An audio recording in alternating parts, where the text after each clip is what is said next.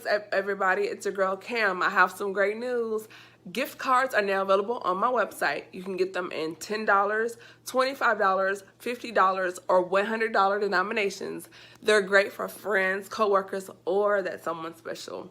So go to my website at www.camilaesther.com and grab yours today. Hit that notification button and subscribe to my YouTube channel. And I hope to see you guys on live. Have a great day. Bye. Hey, Antonio. Hi, Camille. We meet once again. How are you doing? What's going on? What's new? Well, I just love that I'm growing and maturing. Despite the pandemic, I'm still being productive. With the book, I'm actually redoing the book. I was experimenting, trying to, publish it. And I said, well, I'm going to be more of my raw and uncut self in the book. I held back a little bit, and so I'll be republishing it sometime soon. Hopefully, Yeah, I I do don't want know to when. get into all that with you. Well, I know there's some people that are not familiar with you, so let's Okay. go ahead and introduce you first. Like those that are not familiar with you, kind of let everyone know who you are. Okay. Hello, everyone. My name is Antonio Myers. I am an autism advocacy movement person. I'm a child prodigy. I am an academic success, a life success, and a career success. I'm a soft-hearted person who believes in being person-centered, and that's the gist of who I am. I'll explain later throughout the interview. But hi, nice to meet you. Awesome. Thank you for joining us here. So those that are not familiar with you, Antonio, just you were on before on season 8. Kind of give us a little backstory into why you're a miracle baby and why it's so important that you're here today. Well, I'm a walking, talking, living, breathing miracle because I was told never talk or walk or succeed at anything that you can think of. But I was able to be number one in my high school class and travel Europe multiple times. And I do neurodiversity advocacy too. That means showing the beauty of different brains instead of seeing them as malfunctions or dysfunctions. And I graduated college 2015. I have been just so blessed to be able to be on Clubhouse and start a room. I now have my own club called Neurodiversity, so you can be autistic and moderate your own room. I also have been certified as a DSP, direct support professional. So if I wanted to, I could go in that world. So yeah, I'm a disability advocate. I'm a commencement speaker, and that's just the gist of. That's more of who I am. Yeah. So when were you diagnosed with Asperger syndrome? For With autism on the spectrum? Do you remember when they diagnosed you? 4 years of age. Okay. And that was a very hard experience, right? With your for your parents, like dealing with that. Yes, because these are the same people that would make me feel small about not talking on their timetable. Hmm.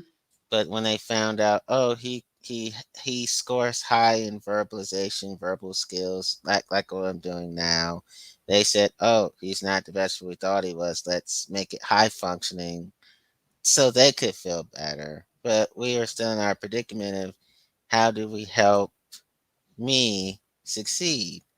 My parents thought of it consciously. I was thinking of it unconsciously, but Hmm. yeah, that's the story in a nutshell. Awesome. So, with you being an advocate, what or do you remember when was the moment you decided, hey, I want to be an advocate for those within my community?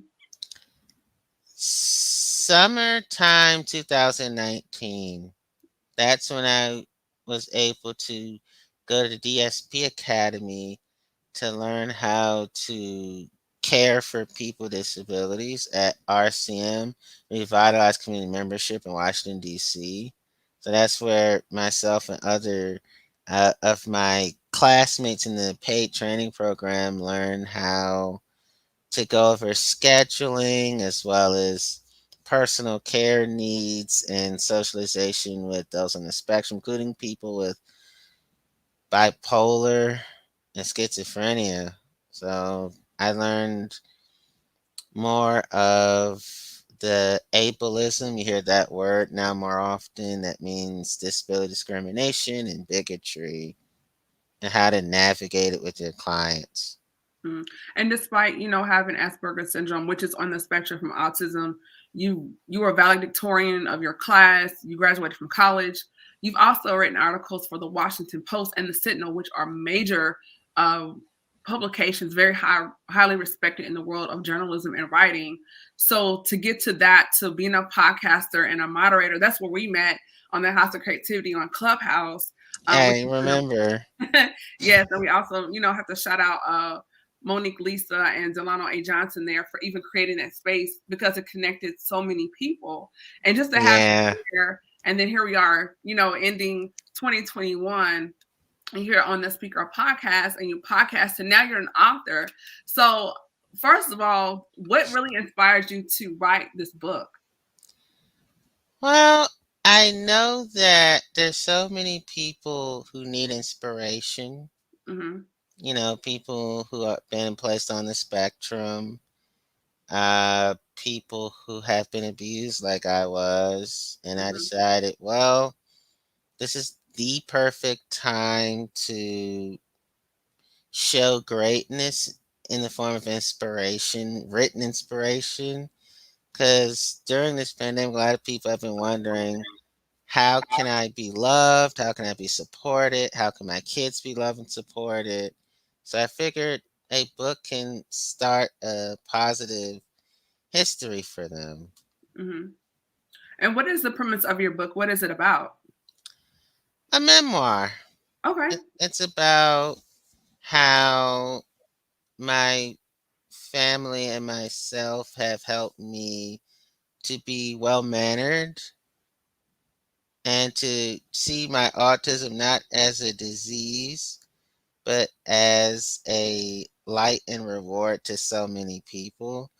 Because a lot of times people think of autism, they think of um, your eyes being as, your pupils not being in the same direction, the drooling, your teeth being, uncleaned, and they It's think like the that you. extreme end, because there is a spectrum of autism, and Hmm. there's a severity, then you have moderate, then you have high functioning, and then you have another end. So a lot of people think of the stereotype, like Raymond or, on that end of the spectrum. But Hmm. your memoir is educating people like, hey, just like those without autism, we're all different. We're not a stereotype. You can't just label, us. And Right, for you to write that, I think that's, courageous for you to speak for on behalf of those in your community to say, hey, we're not all the same. And I think that's very right. powerful that you decided to kind of take that on. I think that's really good.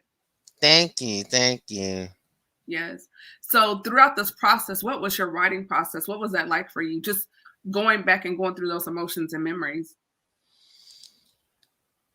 It was depressing to some extent, exhilarating to other extents, and I felt in the middle between exhilaration and depression. Like, when I felt a sense of I can function, but I'm not super excited, but I'm not super melancholic either. So I felt in the middle because there's some memories that were hard to type out, and my courage told me I needed to do this because it's not about me, it's about we. It's a Wow. community thing and not an individual thing. Wow. And the fact that you made a statement, you said your courage told you to do this. I think, and I'm currently working on a project as well. And a lot of people, if you have not written a book before, or if you have, one thing that you brought out is really important is when you're writing books, you're having to become vulnerable because you're thinking about what will people think, what will people say, how will I be viewed? Will they judge me? And then you have to Mhm. emotionally go back to those places. And it's kind of like you're being re-triggered emotionally, because Mhm. you do have to, in order to articulate your thoughts, you have to go back in that space within yourself, and to Mhm. write those things. And that's hard. It's not always easy. So even someone without autism and then you having Asperger syndrome, to do that, and then to communicate that, it can be even more challenging. So that's awesome that you even wanted to do that, Antonio. Thank you. Thank you. Because for many years I felt, and I had this understandable insecurity. I felt I'm black, I'm autistic, I'm a child abuse victim. Who wants to hear from me? I'm an outcast. What can I give to this world that is seemingly against people like me? And then I felt this intellectual eureka moment, if you will. It's like the light bulb of genius, as I call it, where I had to say, why not me? Mm, I can relate to more people by being classified as an underdog than a person who's always accepted by mainstream culture. So sometimes you have to change your language to yourself, reframe the narrative and yeah. the storyline. So let's kind of touch on that for a second, Antonio, because it's one thing to be autistic, but then to be a black man that's autistic. Can you kind of unpack that for those that may not understand how that is for you? Well, I experienced direct racism in college living in the state of Florida. Confederate flags, waving the shotguns. One lady wished Obama experienced the death penalty. Those are a little bit of a lot of experiencing racism, but yeah, it was tough to be black and autistic as one. I felt like if I was autistic and reacted the way I felt like I really wanted to, something bad could happen to me by the police, or And could have we've been. seen that in the news. Like that's actually happened. Those that have had mental health episodes and the family just wants to call the police out of just a knee-jerk reaction. And it's like one Hmm. thing I want if anybody to get out of this episode is the police, and I will say this as loudly as I can, the police are not trained mental health professionals. They do Right. not know how to handle mental health emergencies. It's Hmm. very important that if you or someone you know or love has a challenge, whether if it's a mental health challenge or some type of special needs challenge, your family, your friends need to sit down and create an emergency mental health plan and put it on the refrigerator. Just as you would if you're going to do a fire drill or tornado drill, you need to have a mental health emergency care response plan on the refrigerator. Like, hey, these are the phone numbers to call. So if Right. you do have a loved one, and Antonio can probably agree to this, if someone has a situation, you can immediately go to those phone numbers on your refrigerator, keep it in your phone, screenshot it, and call them. Because if you call the police, they're just going to respond and say, this is a black male, he's presenting aggression, and they're going to respond accordingly. And 99.9% of the times, it results in that person dying. So it's very important that, the police are not trained mental health professionals. That's not their job. Agreed. And then I felt this pressure to be squeaky clean because they make people on the spectrum feel as if they have to always hide their real feelings and to be excited accepted by polite society. Then I felt more of that pressure because of my race. So it was really difficult. Plus I was in a conservative Christian environment Hmm. that, to be honest, they're fans of Fox News. So I felt a sense of I can't meet any of the stereotypes. One last example of racism. I was pulled over by a man who happens to be white in a red pickup truck. We're looking for a young black male with a hoodie. Do you know him? And I had my backpack. And I'm walking in my college dorm, and he just pulled me over because there's a parking lot, then the dorm to the side. So I had to remind myself, like my family taught me, you had to, especially Michelle Obama, keep your level high when they go low. And my I was boiling inside, but like if I show it, they're gonna have the power, and I'm gonna be locked up, and I can't prove them right. So I had to basically tell them about how well educated my family is and how polite we are. And he said, "Okay, son, stay good in school," and just drove off. I was just like, I just came from class, I had a good day, and then this racist incident. It was frustrating that I couldn't show my real state of my emotions. So, with your family, have you guys? I'm pretty sure you have, but did you ever experience any type of discrimination within the healthcare system? You know, getting the care that you needed, being a black male with autism, and the treatment that you receive versus those that may not look like you. I think so. Like how I noticed that therapy wasn't always readily available to me. Maybe even psychiatric assistance wasn't always readily available to me because I came off so happy, happy, joy, joy that people didn't really take the time to know my pain that I was going through. Because I used to feel a lot of pressure to always keep that bubbly nature of mine going because people are so used to that. So discrimination, I would say yeah, especially when it came to SSI and Social Security for sure. My parents had to work overtime, so knowing financial programs or the best ways for me to get, mental health care or which ways to have my treatment plans going wasn't readily available to me until I got to college, actually, when they started talking about these things. I'm glad you asked me that because I didn't think of it that deeply until you said it, but yeah. Yeah, I think sometimes people don't realize some things because we experience it so much. It Hmm. seems like it's the norm when it's really not. So, and it's good to reflect on those things because going forward, if something happens, it can kind of raise a flag within yourself to go, this doesn't feel right, you know? Right. For example, I applied for SSI, that's like supplement income, and the SSDI. They're very similar. And I got denied 3 times, I think, Hmm. because it's interesting. The functionality is controversial in the spectrum advocate community and the spectrum community itself.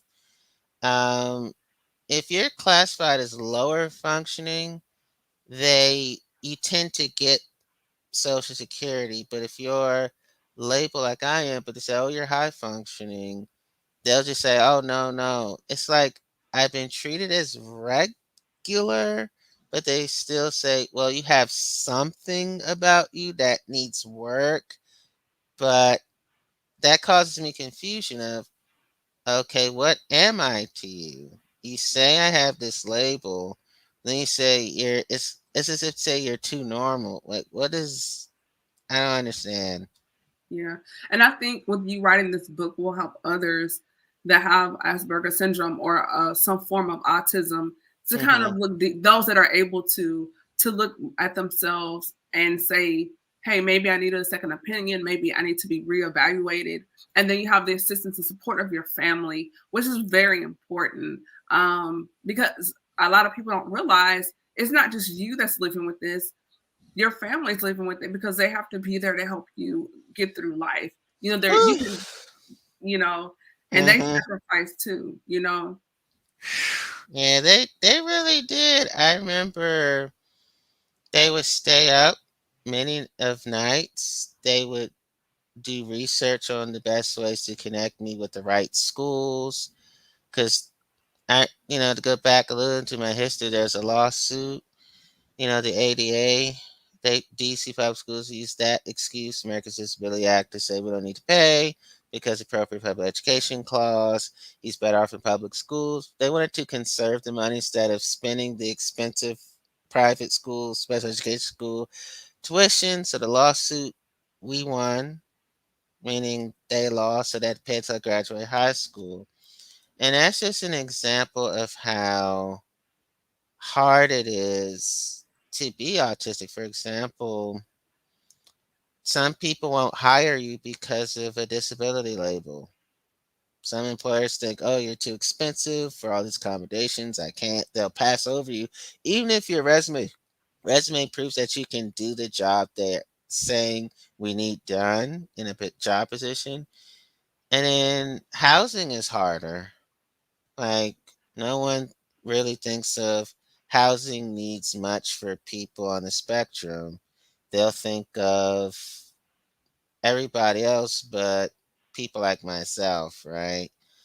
And then if you're in school, most schools can't educate me because they don't have a healthy track record of properly academically suiting me. Wow.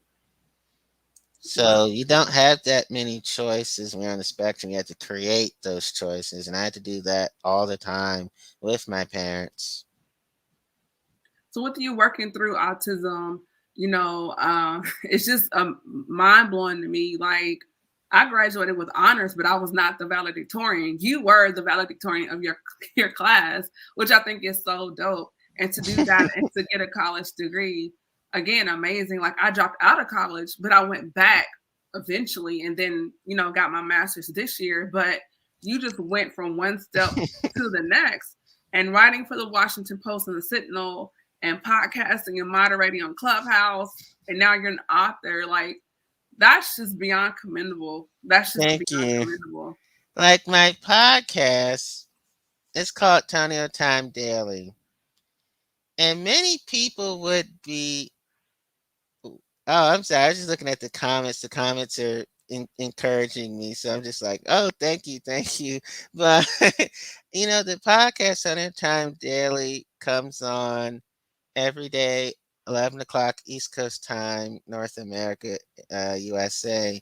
Some people be amazed, like, you're so raw and uncut, but you look so innocent and adorable. How I'm fully human, people. I know when to turn it on and off, so You do with a beard. inside joke earlier.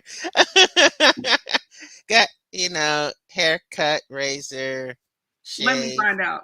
Let me find out, Antonio. I'm smooth. Suave, as they say. Oh my God! Don't sleep on this man. I'm telling you. And you can find my podcast. Spotify is the easiest way, but I'm also on Apple Podcasts too. Okay, great, great. And so with your book, like, is it available right now? Like, where can people go get that? Is it pre-order or can we get it right now? Is there a link or a website? Well, you can get the ebook for right now. I still wanted to have it up because I'm going to be redoing it, but we agreed to you and I to do this interview, so I'm like, I'm gonna have it up, and then I'm gonna put a new ebook in. I wanted to try to experiment with publishing it, and I said, well, I could enhance the product so it'll be even more to say, because I felt like I needed to say more to really get people to fully understand the summary of who I am. So that'll be out very shortly. But I want to give people something in the meantime. So you can find it on Amazon. It's called A Grandmother's Unconditional Love. Ebook Amazon. Good, good. So are you still moderating on Clubhouse? Yeah, I need to go back and do them. And many people ask me when you're going to moderate again. So Yeah. It's really changed because I remember I pop in like here and there sometimes, but since things have opened up, the dynamics of Clubhouse has changed so much. it Like has. last year, it was like the place to be, Back and in April. yeah, yeah, it's changed. And then around the springtime, it's like it just kind of the room started falling off. The rooms were like over 1,000 to 500 to 60 to now it's like crickets. This is really really changed. So I that I remember meeting you, Delano, Monique, and Malikia in that room. yeah, Yeah, that was. I got into Clubhouse because of my podcast friend. That's when you had to be nominated back then. yeah, you did. It was like, oh, I got invited to the party. GRP. Yeah. Yeah, so we have a comment, Reese Ponder. We actually, I served with her when I was in the Navy. She's still in the military. Awesome person. Hey, Reese. She has a comment here. She says, this conversation is so needed in our community. We're so quick to overlook the superpowers that our children possesses for the fear of how the world will treat them, not understanding that becoming knowledgeable about superpowers will help us better support and equip our children to be successful. Kudos to you, sir. Thank you, Caricia Ponder. Thank you. Yeah. Thank you. And sometimes the best two words you can say are thank you. It says it all. Yes. So when you're going through those moments, because I'm sure, like all of us, you have your days where you're feeling up or feeling down. Like, what do you do for self care? Because I love talking about mental health and wellness. So, Antonio, what do you do when you have one of those moments? Like, how do you get through it? Meditation, writing. I do my favorite hobbies like podcasting, getting out more, taking myself out to eat, spending more time with people under healthy COVID restrictions, of course, but spending time with the people that know me best. Lately, sometimes when I don't sound excited, people get concerned. You're one of the people. Remember this morning, I think you're asking me how I felt. I said, I feel okay. You're like, let's change that to amazing by the time we start the interview. I remember. And if I don't sound excited, also people are like, you don't sound yourself. Are you okay? What's going on? So I have to remember, even though I'm going through my optimism, well, true optimism, not the one where you always fake it till you make it, that optimism of mine really inspires people. So I know that even when I go through, that doesn't give me an excuse to not be a positive inspiration. So I have to check how I communicate, even when I don't feel like a victor. I know I am one. So those are some of the things I do to manage my psyche. Yeah, I think that's really good. I think the biggest thing is, we all go through it, but don't lay there. Don't wallow in it. You know, it's okay to feel a certain way. We're human. You want to process those feelings, but the danger zone is how long you stay there. And whether if you have autism like yourself or you don't have autism, we all have feelings. We all get discouraged. We all get frustrated. I've even been dealing with that the last few weeks. Just, you have these high expectations, or, we see things on this level. And when it doesn't always go according to the way we plan, we're so focused on what didn't go right. We don't take time to celebrate those wins and those successes. But even in those times when we feel down and we feel low, go through it. Just don't stay there. Right, right, yeah. That's something I recently uncovered because I was, when you go through, it's easy to isolate yourself from people, but I still have to be a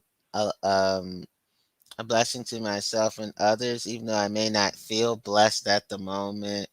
So I'm glad you brought that up. Yeah, I think that's really important. And also your circle is very important, who you're around. So who's a part of your circle, Antonio, to keep you going every day? Hmm. I've been thinking about it. I may have left out some people unintentionally in terms of the names, but let's see, my circle, like, I have friends in New York, friends in the DMV area, friend in Michigan, and they help me to stay um peaceful, like knowing what my sensitivities are. So that helps me. Um, I like we're cool. Sometimes every once in a while you'll check in on me. I'll get an Instagram like, oh, Camille says hi. How you doing? I know how you feel. I said, oh, wow, she remembered me. Okay, so How can I not remember you? Like, come on. thank you. You right. You right. You right. Oh my gosh. I'm not gonna go there. I'm not going there. That's what I feel depressed, and sometimes I need to remind myself that I'm remembered. You You know. are remembered. You have to remember you're remembered. So when you were so when you were writing this book, what do you believe you personally, because most of the people that I've talked to, even with my own experience writing the book, there's a healing that goes on. So what is the one thing you think you gained from writing this project? That I am truly deserving to be on this planet, and that I am so beloved that I cannot even articulate it in words. That's what I got of it, and that I'm much more of a champion than I previously assumed. That's great. And for those that will buy the book or already have it, what is something you want them to get with the book and carry with them throughout life? That you can't sweep things under the rug and Mm, expect to live a healed life. You wow. Unpack that just a little bit. You know, especially in older families, I have to say, older black families, you're taught don't talk about trauma, don't go to therapy. Those things can embarrass us, blah, blah, blah, blah. And our generation is saying we have to deal with this because it's making us miserable and we want to truly delight in enjoying our lives. So, why spend our lives in chaos when we can just start unpacking the traumatic doctrines that were infused in our minds and shoved in our heads. So let's be our healthiest us instead of faking all the time. That's Yes. exhaustion. Yeah, it's exhausting. Like putting on that mask every day, and a lot of people compare themselves to what they see on social media, and it's like that's a highlight reel. People only show you what they want you to see. They don't show you the process. They will show you, ta-da, here's the end result, but they don't show all the steps. So I think Right. that's very important, even in your transparency here, to even bring that up. Like that's a really, really good point. Thanks, because I didn't want to perpetrate anymore. I just wanted to be my solid me and not worry about who likes me, who doesn't. I mean, I'm a respectful person, but to Yeah. constantly obsess over approval or disapproval, I can't. Yeah, it gets exhausting. And when you become your authentic self, it's like a weight is lifted off. So I think that's very empowering because now Yeah, you're not being like a puppet, for right. society. You can just be you and live your life according to Antonio, respectfully. Of course, because when you're put on the spectrum, it's easy for people to baby. Like there were a few instances where people talked to me extremely slowly. I had to tell them, I understand what you're saying, just talk normally. Oh, I'm sorry, I didn't mean it. That was their unintentional ableism that they were taught. If somebody discloses that they have a label, people may do the helicopter parenting and they have to be taught, give them some independence, guide them, but don't hover and constantly surround them, don't hammer them. That's good. And also, I want to just say thank you for taking the time to sit down and talk to me. Every time I've learned even more. I do want to dedicate this episode to those families and caregivers or those battling or working through their own special needs autism. I believe is it August, September is like International Autism Month. So we Mhm. want to make sure that those that miss this episode that they go back and watch later, to learn more. So for yourself, Antonio, what advice would you give to parents that may be caring or they are caring for a loved one with autism, whether it's a child or an adult? I would say that your child is not your enemy, and you are not your child's enemy either. That y'all are both overcoming um, hurdles together. That y'all are moving mountains as a unit, and that will keep you from getting overly frustrated in general. Because frustrations happen, but to take it out on your child, try to take it out on you, no, no warfare between the two. We're warring against hard heartedness, so that has to be remembered. Hmm. And for those that may be watching that have been diagnosed with Asperger syndrome or autism that may be watching this or catch it later, what advice do you have to them? My advice to them is you are the possibility. Even if you are called an impossibility, you are the possibility. Often the greatest people have been counted out, but then those same people come back to them and have to admit how great that you are because, like, wow, you made a miracle out of yourself. And so you can help make a miracle out of other people. So, yeah, it's good to go against the grain in positive ways, like I have and still do. That's really good. Thank you. Hmm. So, for those that would like to connect with you, where can they do that on social media? At highly praiseworthy Grace Mayer, Instagram is the best way. My Twitter is Antonio Myers. I use Twitter and Instagram. And you can check out my podcast on Spotify, Antonio Time Daily, too. Hmm. Okay, good, good. And with that being said, I do have some news for you guys. While this episode is airing, Chemistry Room Fragrances, all the merchandise on my website is 30% off. Just use the coupon code season 9. It is available and will run for the next, I believe, 30 minutes or so. So definitely check in and grab that while you can. I do want to thank everyone. This is the last episode for season 9, and I wanted to do that bringing Antonio on to help me close out season 9.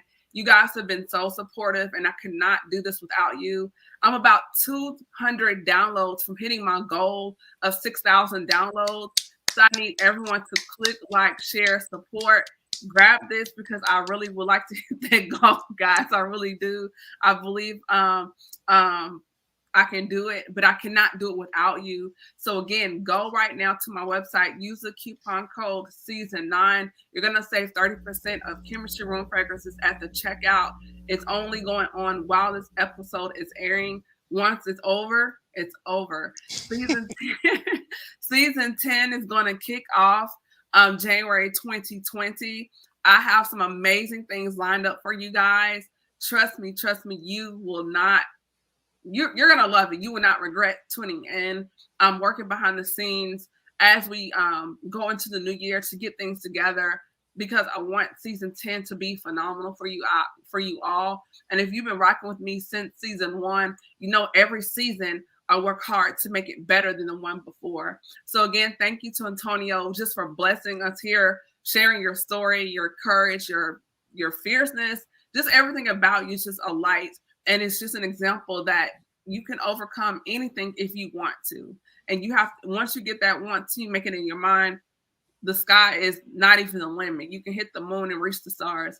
So thank you so much.